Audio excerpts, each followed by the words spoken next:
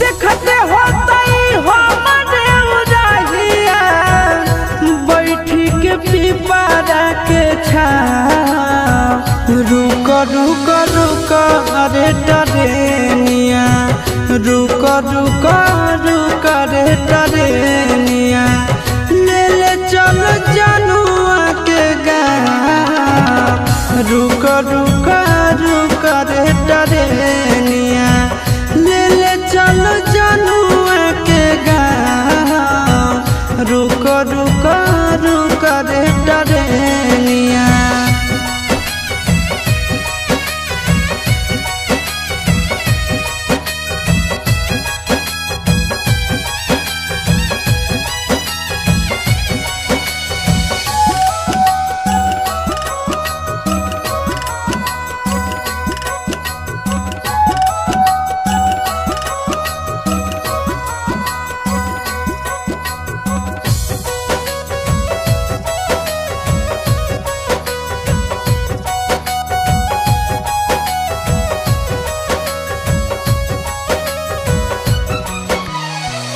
मनवा न लागत होता है पिया के आंगनवा।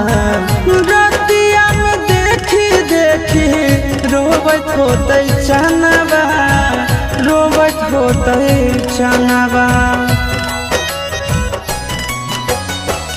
मनवा न लागत होता है पिया के आंगनवा। रतिया में देखी देखी रोबत होते चनवा, रोबत होते चनवा।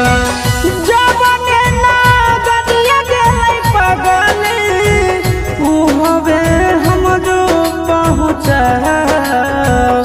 रुक रुक रुक रे टरेनिया, रुक रुक रुक रे टरेनिया, ले ले चलो जनुआ के गाँव।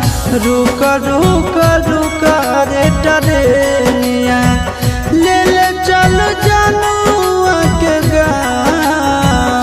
रुक रुक रुक।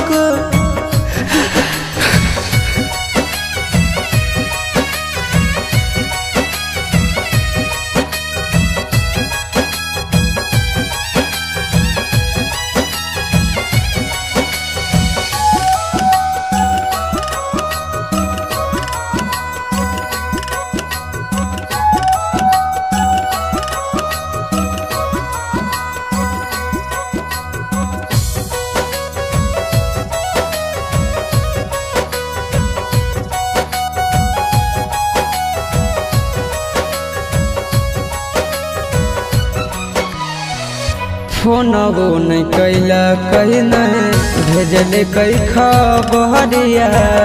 कौना देशवा में बस है जन के ससुररिया, जन के ससुररिया। फोनवो नहीं कैला कहीं नहीं भेजले कई खबरिया। कौना देशवा में बस है जन के ससुररिया, जन के ससुररिया। गोरे ललके बुझे मजबूरी, बताई दी है आशीष के नाम। रुक रुक रुक रे टरेनिया, रुक रुक रुक रे टरेनिया, ले ले चल जनुआ के गाँव। रुक रुक रुक रे टरेनिया, ले ले चल जनुआ के गाँव। रुक रुक रुक।